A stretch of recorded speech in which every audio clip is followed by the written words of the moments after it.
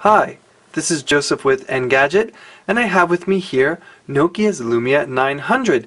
It is the Windows phone that fanboys and fangirls have been waiting for some time to hit the United States, and in this instance it's an exclusive for AT&T, joining that carrier's LTE lineup on April 8th for a very sweet $99 on contract. And that's a 2-year contract, by the way. So as you can see here, this is a direct successor to the Lumia 800 that sort of took the mobile world by storm when it was unveiled at Nokia World. But now we get a bump up to a 4.3-inch screen, although it has the same sort of body. Definitely, as you can see here, that polycarbonate shell, which itself was borrowed from the N9, is intact. And in this particular iteration of the phone, it is the color is cyan, but you can also pick it up in matte black or white. But for that white version, you'll have to wait until April 22nd. In the meantime, let's take a device tour of what we have in front of us here. As you can see, that is that Carl Zeiss f2.2 lens in the 8-megapixel module that we saw debut on the Lumia 800 as well as the N9. Over here is that dual LED flash, and then not much else on the back. Look on the right side here, and you have the same setup of hardware keys that the Lumia 800 has. Over here, these buttons, which we should note are made of metal. This is the volume rocker with a gentle divot over there. Here is the power button, and then down here towards the base is the dedicated camera key, which if you depress this while the phone is in a sleep state, it will wake it directly to the camera app. Now, we haven't noticed any real jiggling of these keys, which was sort of an issue that we had with the Lumia 800, but that might it might wear in after some time of usage, and you might get that same jiggle. So keep that in mind. If we flip it down here to the bottom, you can see the speaker is built directly into the shell, nice and flush over there. And then the left side of the device is free and clear of any hardware keys or ports, with everything else left to reside up top. So you can see here, here is the port for the 3.5mm headphone jack. In the middle, in a bit of a departure, is the micro USB slot. Now, on the Lumia 800, in order to access that, there was a clunky sort of implementation where you had to press a button, pop up a flap, that would give you access to the micro USB, and then next to it, if you slid it and then popped it out, was the tray for the micro SIM. Here, that's all changed, as you can just directly plug into your micro USB, and then if you want access to the micro SIM, you have to use the included door key, which you simply pop into this little hole, and the tray will slide out. It's still sort of a janky implementation, and you'll have to make sure you do not lose that door key.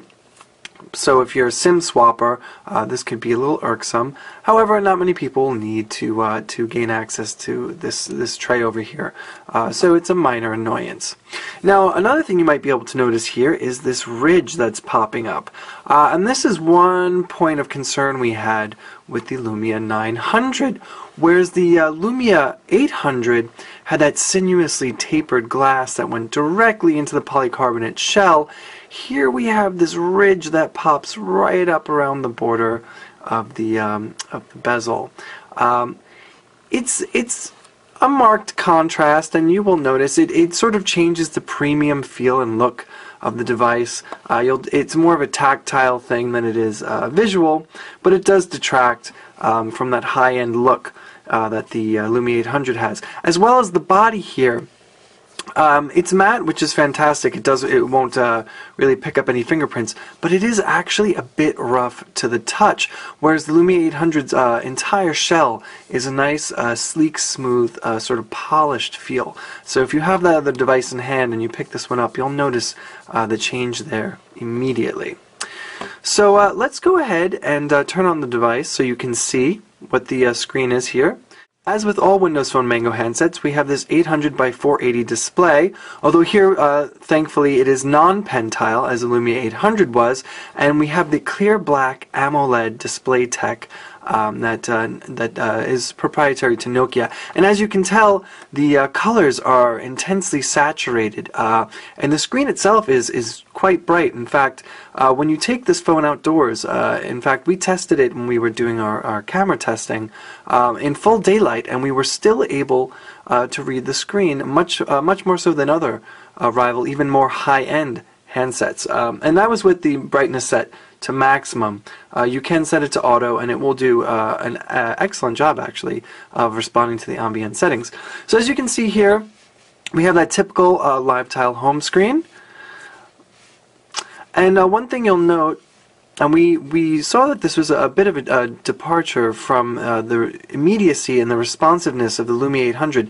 Despite the 900 coming with a single-core 1.4 gigahertz processor, buffered by 512 megabytes of RAM, it's not an altogether rapid experience. You won't really see sort of that speed that you would become accustomed to. Here there's more of a fluidity that goes throughout the entire UI.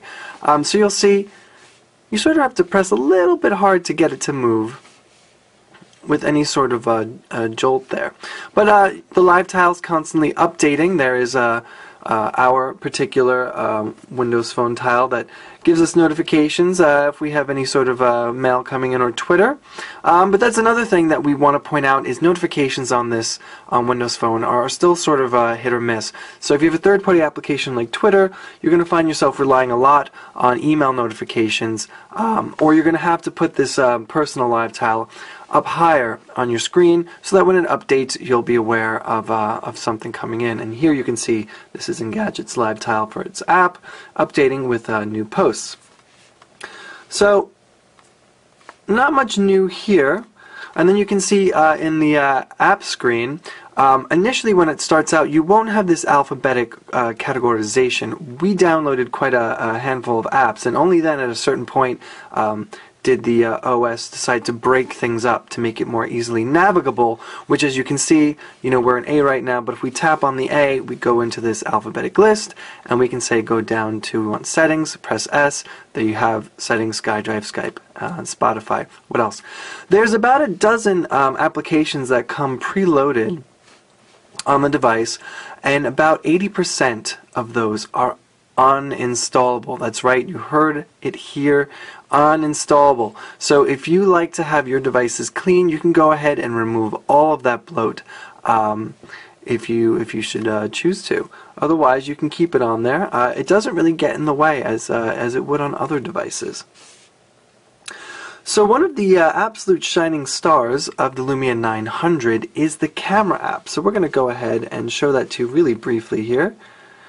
So this is the same module, the same sensor that's on the Lumia 800 and the N9. And now, although it doesn't perform as well, the software, as the N9 does, it's leaps and bounds above the Lumia 800. And it's an absolute joy to use. Now, as we mentioned before, you can easily trigger this by pressing down the dedicated key when the phone's in a sleep state, or you can just access the app directly. Now, if you want to take a photo, you can depress this key, and you see the snap photo will move there to the left, or you can simply tap and hold to focus and it snaps the shot. And you can leave all the magic to the auto sensor on here, so it can discern white balance, ISO, exposure, and all of that for you. And we found it does a really excellent job, this 8 megapixel sensor. One thing to note, in 8 megapixel resolution you will only have 4:3 aspect ratio. If you want 16:9, you'll have to drop down to 7. Now if you want, here you can switch to the front-facing camera, which is right up here above where it says Nokia. Now that's a VGA camera. You can't really toggle any settings for that, but you do have that option of using it for video calling.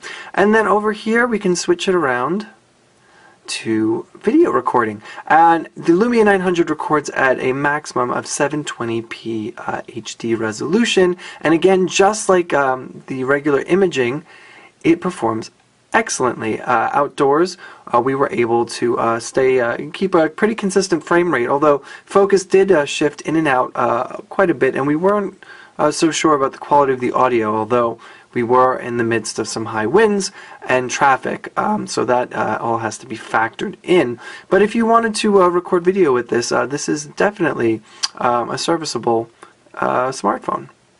So let's go back, and here we won't even have to press back. We can just go to the Windows button there, and you can see we go back to the home screen. And the great thing about Windows Phone Mango is you don't ever really have to exit an application, and if you want to see what you have open, you can just hold down the back button and scroll through whatever you have here. As you can see, there's mail, there's our bandwidth, speed results, here's settings, internet sharing. So let's show you here for a second. We'll go into a bandwidth, and we'll show you that the speeds, now this is the very first LTE Windows phone to hit the market. So a lot of expectations there. Now, unlike the LTE performance we saw on other AT&T handsets when that network first launched, speeds aren't as incredible. You're not going to see that above 20 to 30 range megabit per second.